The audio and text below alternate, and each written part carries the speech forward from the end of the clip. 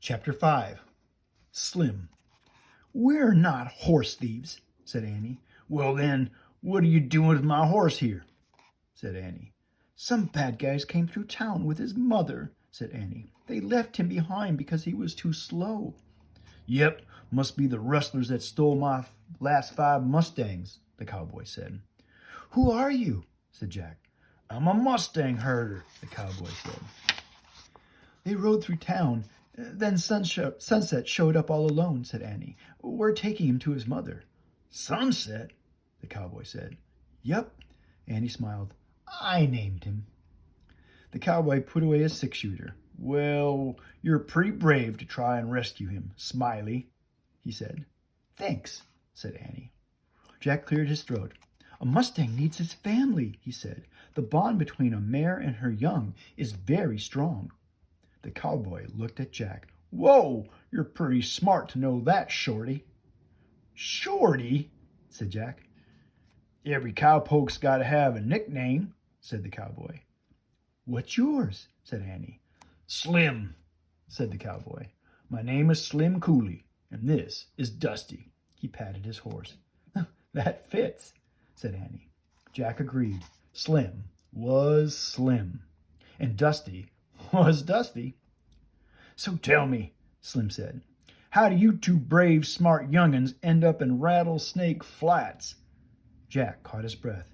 He didn't know how to explain it. The stagecoach," said Annie. "We begged the driver to let us off, but I think we made a mistake." Slim looked around. "I'll say," he said. "When the next stage comes through, we're leaving," said Annie. "I see," said Slim. "Well, I'm going to take my colt now and find those rustlers. You didn't hear where they were headed, did you?" "They said they were going to camp over the rise," said Jack. Must be over yonder," said Slim. He looked at the low rise in the distance. The sun was a red ball above it. "Better get going before dark," he said. "Can we go with you?" said Annie. "No, we have to stay here," Jack said quickly. Now that Slim could help Sunset, Jack wanted to look for the answer to the riddle. Plus, he still wanted to take off his boots. "Shorty's right to be scared," Slim said to Annie. "This is no job for young'uns." "Scared?" said Jack. "Oh, please, I want to go," said Annie. Slim looked at Jack. "And what do you want, Shorty?" Well, for starters, he wanted Slim to stop calling him Shorty, and he wanted Slim to think he was brave.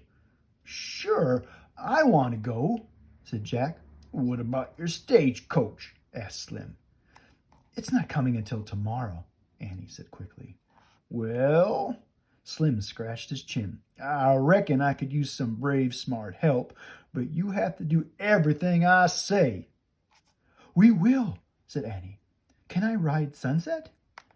"I wouldn't say yes to many kids, Smiley, but you seem to have a knack with horses," said Slim. "Now hang on tight to his mane. I'll just pull him along behind me." Slim slipped the rope off the post. Then he held his hand out to Jack. "Put your foot in the stirrup, Shorty, and grab my hand," said Slim.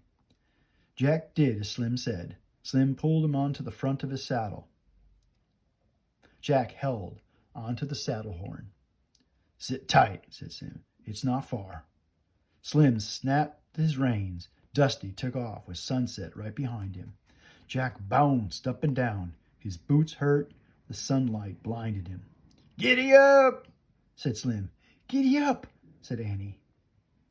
The horses galloped across the prairie, dust flying from their hooves. "Achoo!" Jack sneezed as he bounced along into the setting sun.